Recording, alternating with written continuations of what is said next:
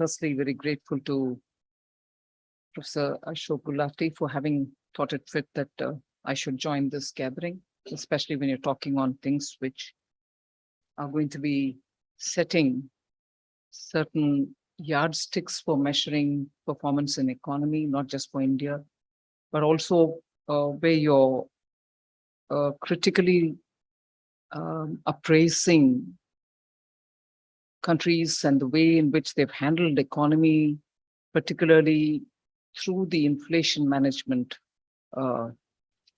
prism. So it gives me great honor to be here, and I feel very humbled to be standing in front of all great scholars. And I personally do remember that one instance very long ago when I was a member of the National Commission for Women, and the commission was looking at gender budgeting. And for some reason that the chairperson then had thought I should be working on it as a member.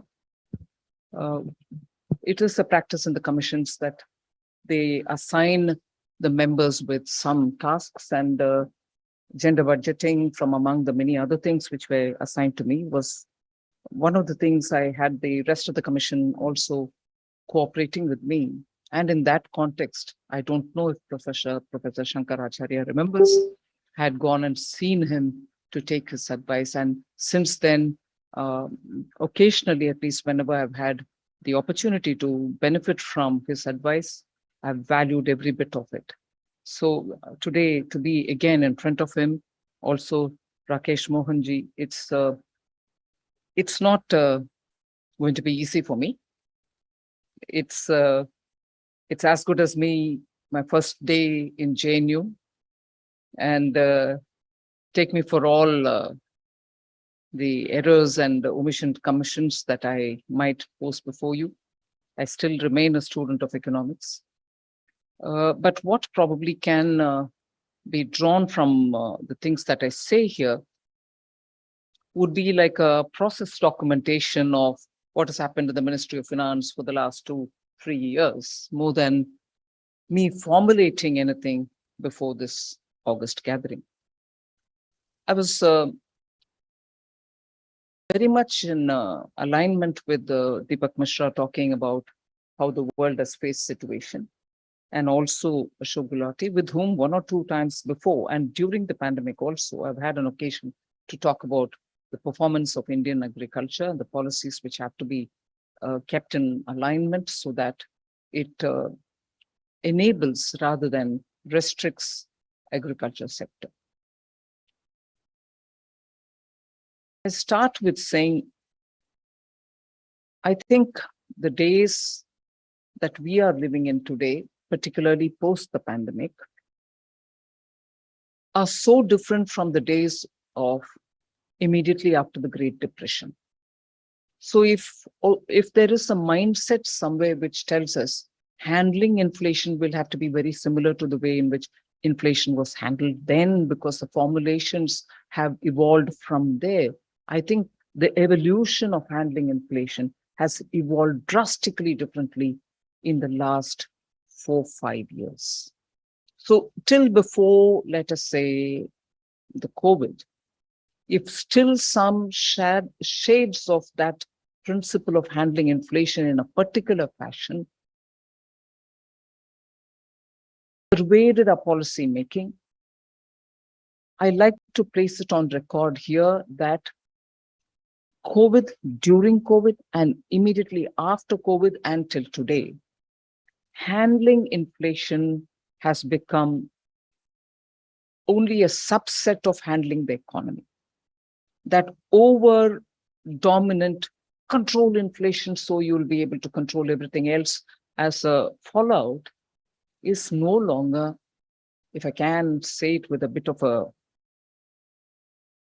cheekiness, is no longer relevant. You need to worry about inflation, yes.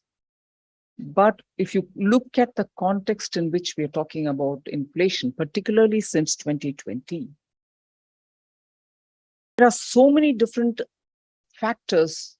If you address each one of them for what they are, inflation is expected to fall in place is the experience of at least India. I'm not speaking for many other countries. So what are the factors which are so different for India, as different from what is being practiced elsewhere? I'll just highlight, may not be a perfect assumption for a study of how India handled differently. Because we are living in a global situation where inflation is 79% in one country, another where it is 8%, but still very critically to be analyzed, especially in the way in which the composition of the CPI is in some of the Western countries, which you, Professor Gulati, rightly highlighted.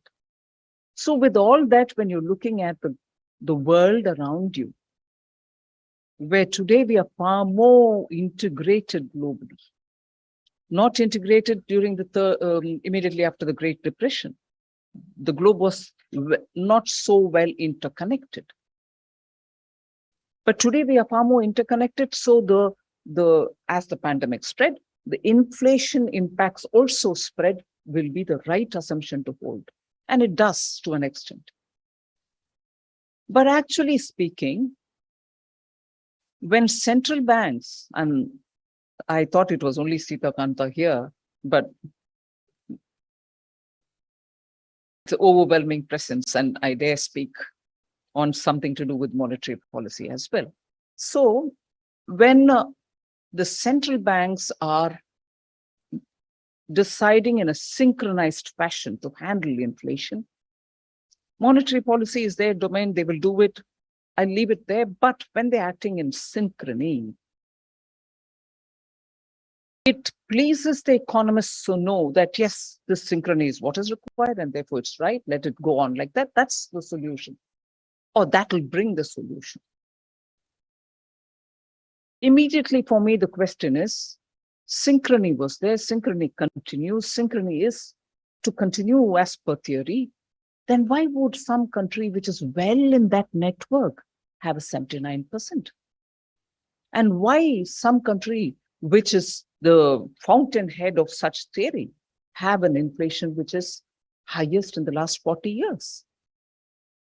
And why would other members of that clique of nations, I'm using the word clique with responsibility, with responsibility, and it's not left-handed at all, because in India we use cliques with a bit of a...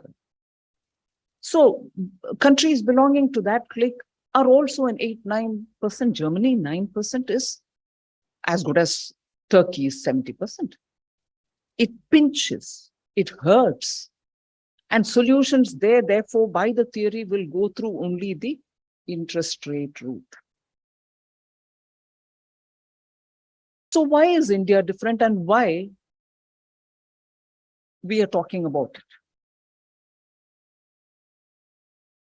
Even in this interconnected world,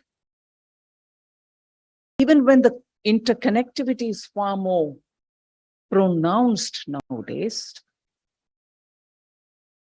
Indian economy has, for other reasons, kept managing inflation as not merely a monetary exercise.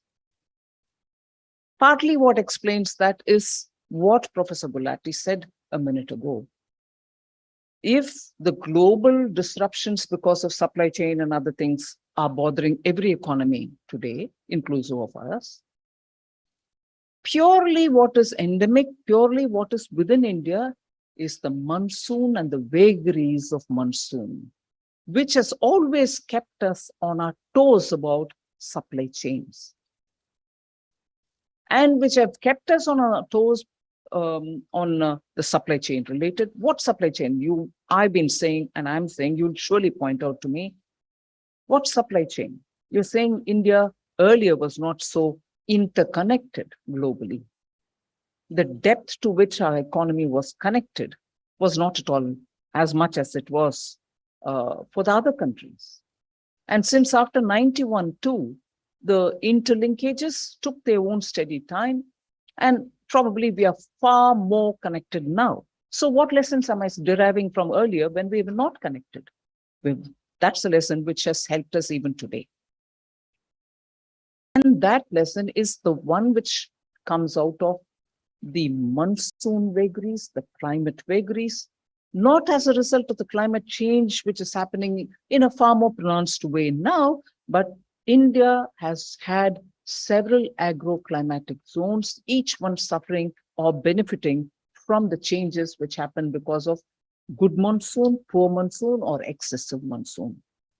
So our supply chain, especially when your CPI is 45% with food, is so dependent on the basic agro products, perishable products, which are so required for the bulk of the population, which has to have it at a certain price or below it. So the affordability point has always worried Indian policy makers, and the inflation obsession was only to manage those perishable goods from the supply chain point of view to make sure the poor don't suffer because of either shortage, and therefore, as a result of that shortage, a spike in the price.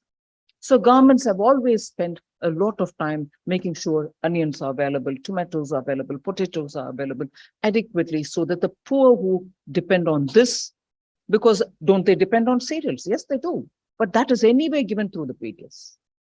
So you're managing the food supply for the bulk of the population in a country which still has a huge diversity in the income or the disparity in income. So inflation management from this kind of a perspective has always guided India, and you're consistently, and in fact, I would say probably the system has been evolving and given itself some kind of a framework which operates each time.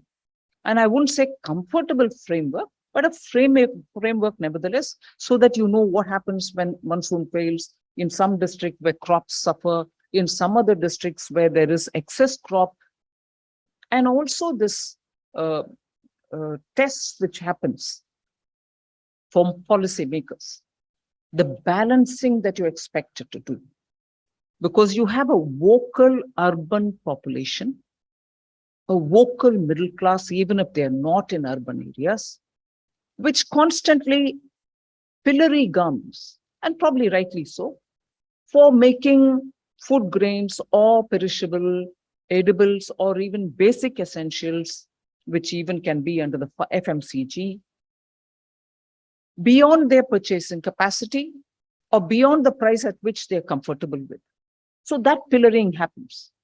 Equally, at the very same time, the concern that the farmer should get the right rate for his products. So you're looking at India for every agroclimatic zone for the products which come out of there, adding to the larger national pool, and equally, therefore, making sure the farmer gets his due when he should. And when the farmer gets his due, it shouldn't spike the price for the consumer.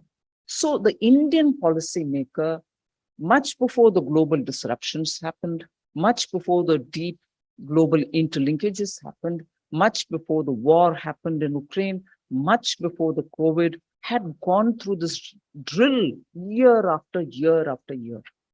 So you knew these kind of disruptions are the ones which you have to be ready to face. So you create a buffer stock. You make sure there is an MSP. You also make sure that the storage capacity for perishable are in situ at the same time appropriate for each of the crops. On all these measures, the government has been working absolutely one after the Atmanirbhar announcements in the midst of the pandemic. Also gave focus to creating capacities in villages. And there, the capacities are not being parachuted there. Local capacities are being created with local farmer FPOs, with NABARD going there and giving money, and making sure even organization like the Baba Taming Research Center is brought in to do something as regards permitted levels of radiation to protect crops or perishable commodities from perishing too quickly so that they can be stored for some time. So all this happens. And I'm very glad to say here, the Prime Minister himself sits in each one of these meetings. Professor Gulati would have been there to make sure that storage, distribution, and that is why the logistics thing is also very important. I'll underline the fact that even during the pandemic, farmer trains were brought in so that commodities, agricultural produces, which are grown very well in some products, some regions, are transported very well quickly before perishing at affordable rates. And the train comes from those destinations directly to the markets, such as Mumbai or Delhi, where it is required. So the long and short of this side of the inflation management is looking at solutions which are going to ensure steady supply of food products, perishable products, which constitute 45% of our CPI. Now, when you talk of inflation, therefore, inflation, when in 2014, we formed the government, I think the inflation was somewhere at 5.9 kind of level. That kind of level or somewhat below it, it came down to 3.4 sometime later. That level continued to be relevant till about 2019-20. 18-19 was the time when it was at 3.4. And even after that, it continued at that level, roughly at that level till 19-20. It was only after that, COVID, post-COVID, it had gone up. And therefore, the discourse is, will you contain it within the tolerance band, +2? Here in India, again, as different probably from many other countries, the inflation that prevails in different parts of the country, despite the GST, despite creation of one market, despite removing the toll taxes, freeing movement of goods, vary from state to state. Now, I'm not doing politics here, but I will bring in an element where you might suspect I'm bringing politics, but it has definite relevance for the inflation, people who are studying inflation. At a time when global fuel prices went up, you wanted to be sure that that burden is not passed on to the end consumer. Where it was possible and how much ever was possible, the government twice reduced the price of petroleum products to the extent it can be done. Now, very recently, widely available information in the public domain shows how inflation has varied from state to state. There could be several reasons for it, and I'm sure you're the expert who will study it. But the fact remains, and I find coincidentally, and I'm being careful here, coincidentally, inflation being higher than the national level inflation in states which have not reduced the fuel price. You might think I'm stating the obvious, but it establishes the fact that the movement of food grains and food related items actually has a bearing on the price of such items, which again, I repeat, constitute a bulk of our CPI. Now, if states and their inflation will also have to be attributed to the government of India, we'll have to have a way in which we work together to handle inflationary matters with center and state cooperating. Just as today, there are a lot of discussions about devolution of taxable revenues. So based on the Finance Commission's criteria, you distribute. And even on that, there is a lot of discussion saying it is not fair. The formulation is not fair to some of the states which contribute a lot more to the revenue kitty. Similarly, there are I would suggest enough justification to have this understanding of how states also manage handling their inflation. It cannot be that the inflation is handled only by the center. And when states don't take enough steps, that part of India suffers for want of a relief from the stress of inflation. The exogenous factors affect both center and state. And that is where I draw your attention to the fact that if I've elaborated so much on the food, supply of food grains, perishable goods, I also draw your attention to the fact that India's medium and small industries, micro, medium, small industries, and their raw materials are very important. And actually the price of the raw materials, particularly after, let us say, a decade of having imported absolutely at throwaway prices, the MSMEs were suffering because of the supply chain disruptions, because of the way in which within India, essential raw materials, commodities were not being available. And that's when India or government of India made sure that at least the critical raw materials such as steel, iron and steel, we will bring in some export duties so that the price comes down. And it has shown a positive result. We could keep the price of steel in India in a way affordable for the MSMEs. But of course, equally, as I said about the farmer and the consumer, here too, there is a balance which has to be struck on the steel industries and their potential to export, earn profit out of it. We want exports to grow in every sector. Now we are restricting them from exporting by imposing a tax which makes them cost not so competitive. But the balance, therefore, is to what extent would you restrict? Will it actually have a bearing on the raw materials availability for our MSME? Farmer, consumer, MSME versus the export potential of industries such as steel. So again, in the Atmanirbhar policy and actions which followed, we have justified it from the point of view of duties where India, duties on import where India produces those commodities, those products. Duties on final consumption goods, which we cannot afford because they eat into our labor, which can be engaged to manufacture those.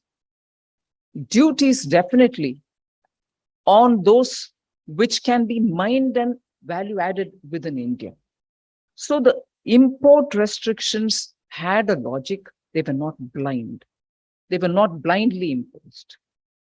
Similarly, the export constraints which we brought in were again trying to make sure the supply and demand balance happens. You don't export away something and then import it again, causing double whammy. So the Atmanirbhar principles, in a way, are also a very powerful tool in managing the supply chains, and therefore indirectly having a bearing on the inflation itself.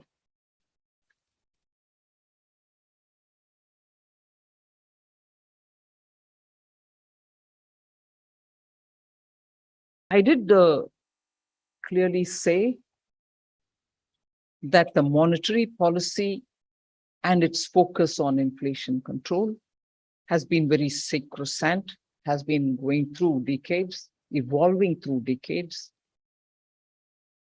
And at one point in time, we thought that is the solution for containing inflation. I say it with a certain sense of responsibility. Yes, it is one of the tools.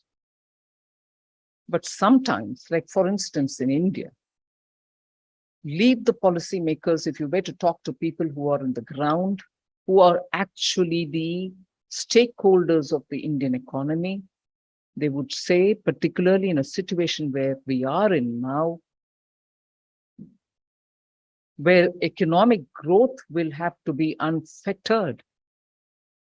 The IMF might periodically bring down growth, global growth, because of the way in which the war has affected them, the way in which the Russian supply of fuel, gas is hitting European countries. The monetary policy has its space. Before I come back to that, I would want to add one more. I did talk about the perishable consumer versus farmer. I did talk about the MSME for the raw material with the steel as an example.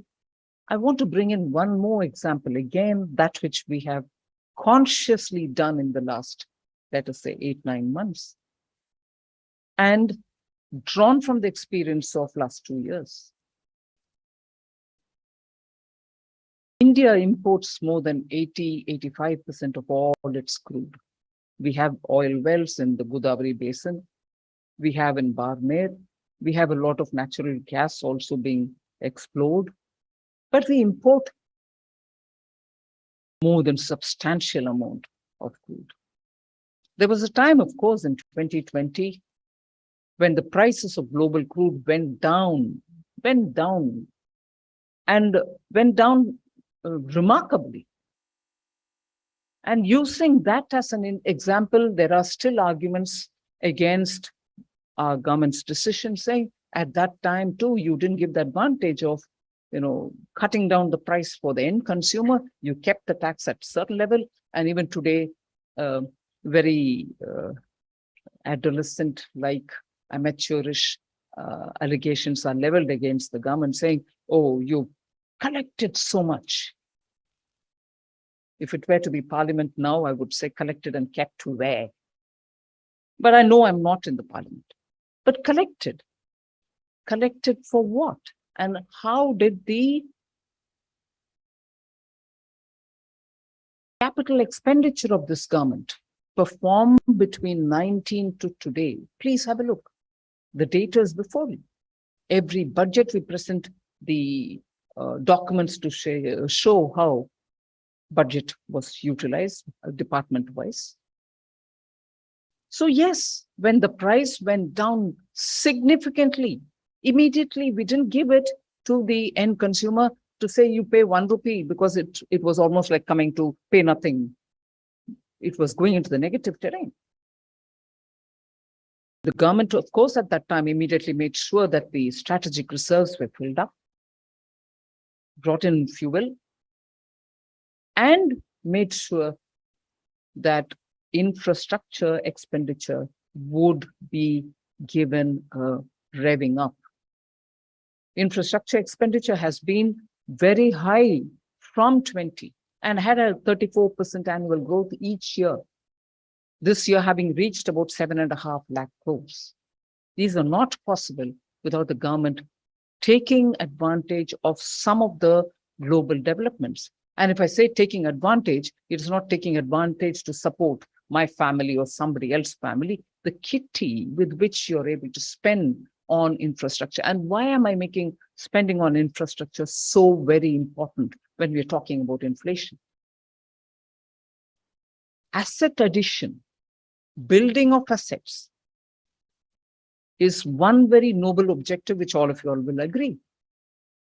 But equally, when money reaches in situ, when you're creating these assets for the people who are working there, it gives money in their hands. And both short-term and long-term put together, short-term and medium-term put together, the multiplier is somewhere in the range of 2.45 rupees for every rupee spent.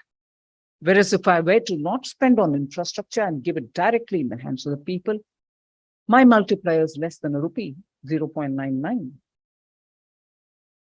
And therefore, when the crude oil prices went down and we realized that we could fill up a strategic reserve and also make for some infrastructure monies which can be spent, it had an effect on the economy, both during the COVID, and after that during the economic revival.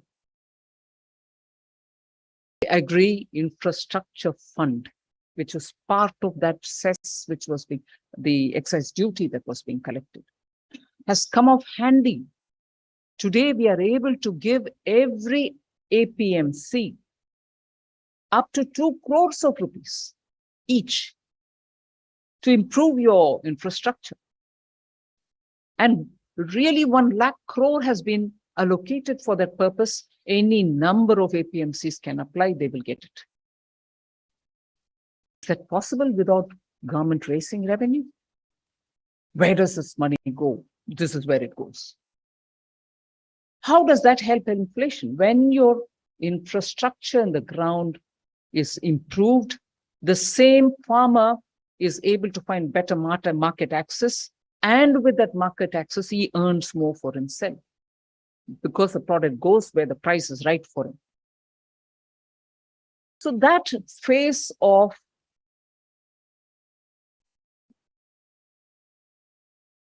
crude oil, buying of crude, supplying, and making sure the economy also benefits is seen through this route. But today, when we are, since February of this year, in a situation where global prices were going beyond anyone's affordability,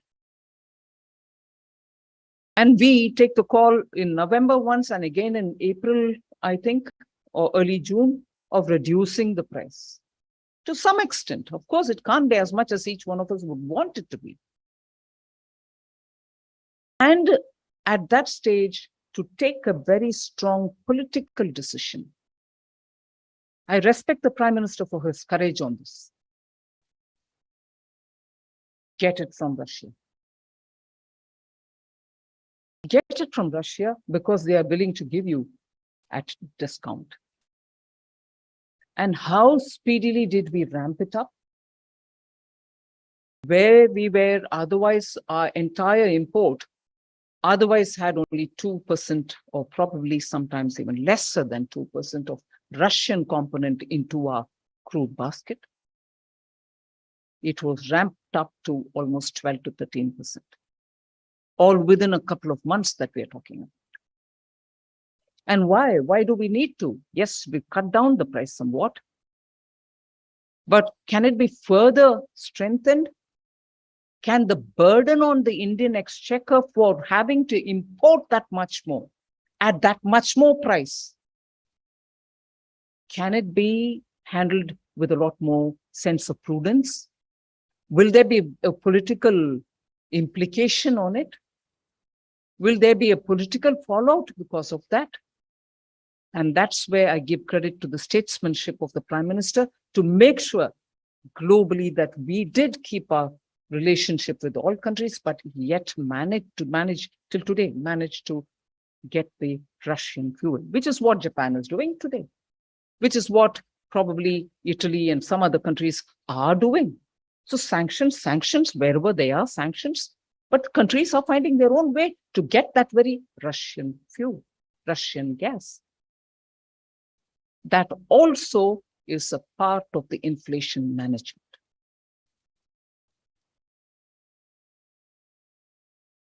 Therefore, I just want to ensure, come back to the point which I left halfway, monetary policy. So bank will have to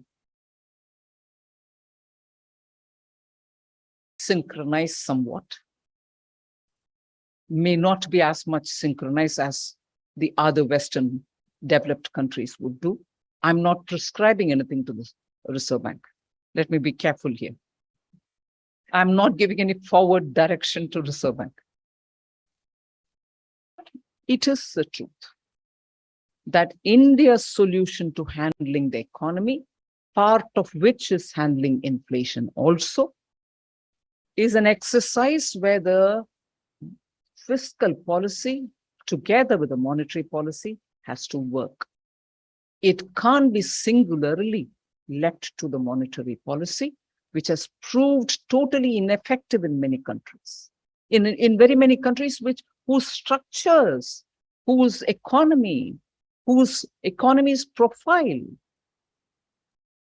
are so forming the basis for the monetary policy theory to rivet everything on interest rate management and say that's the final and potent tool to manage inflation. Economies are designed, economies are there, and the policy is designed in such a way that the monetary policy and the interest rate management is the only and only tool to handle inflation through the interest rate management. But no, I would say India's inflation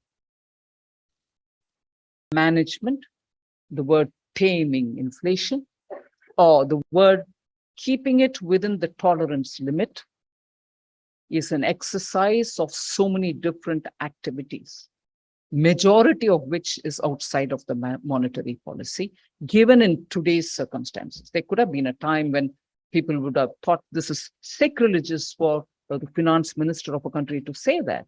But my experience says, if you're able to equally attend to so many other factors, in which I give credit to all governments earlier, because they also kept evolving the way in which the supply side can be managed, being very sure of how the bulk of our population get all the necessary goods at an affordable price. Trade policy, of course, you referred to it, Professor Gulati, plays a very important role. But even there, it can only go that far and not beyond. Because a consistent performance in exports is what gets you revenue. We saw very enthusiastic and energetic revival of our exports. It'll be the concern and the duty of the government to make sure that energetic, that robust performance of export sector are kept alive. Export spanning over several sectors is kept alive. But I think India would definitely do well for itself if its agriculture is very well managed. Even today, in spite of all the various reports that I find, India stopped its export of wheat, which it's opened generously. No, we still are exporting wheat through the World Food Program, which is a structured way of sending, and not probably sending it to countries which are re-exporting from wherever they are doing.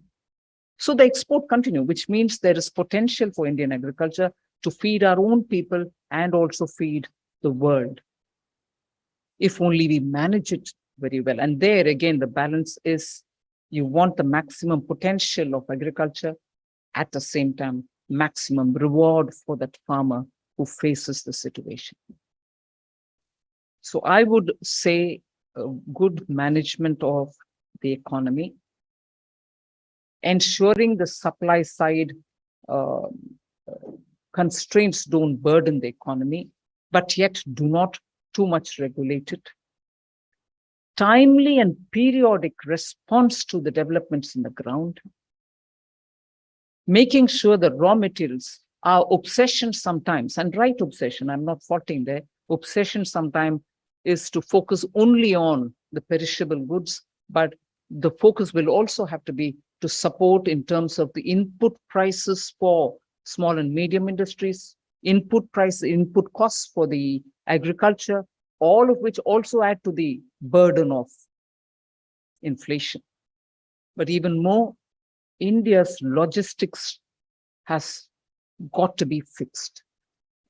More efficient production also becomes for the end consumer a costly item to be purchased, purely because you're spending too much time on the road or on the ship or on the train, and also spending too much for it. We need to have a comprehensive solution for the logistics addition to the cost of either agriculture or other products. And that is where I think the Gati Shakti, if implemented from now in a far more comprehensive way and taking it down to the granular level, would give us some kind of a relief. Make logistics not a menace that it is today. So with all this, I would think India's experience in handling inflation depends so much on so many different factors. The central bank its instruments, its interest rate management form a very critical part of it, but it cannot be the one and only one. And in the recent couple of years, the way in which government has managed it answers the question which was raised by Deepak Sharma. Manisha, Mishra, Deepak Mishra. And it is that which therefore stands before us as a case to study, case to introspect on, and also case for probably many emerging markets, which are also trying very many such things. Solution to handling inflation should be country specific. Although the problems which add to the problem of inflation are not country specific. It comes across from various different parts of the globe, commodities. It can be because of so many different factors. But the solution has to be unique to each country. And I think India's experience in the last decade or two, but more specifically in the last few years, is a case for each one of you to study and give us more input so that the policymakers can be comfortably doing the right things at the right time. Thank you very much.